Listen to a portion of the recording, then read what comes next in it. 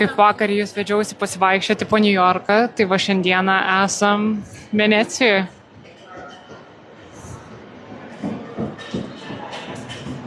Ir vėl viskas atrodo, kaip būtumėm lauke. Pastatai, šlapias grindinys.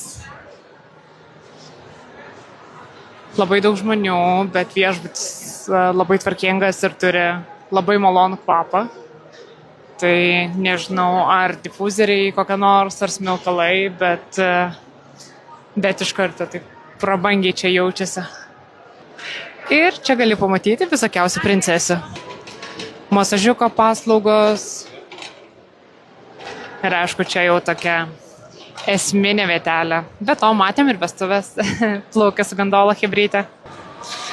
Kas buvo Venecijai? Pripažinkit.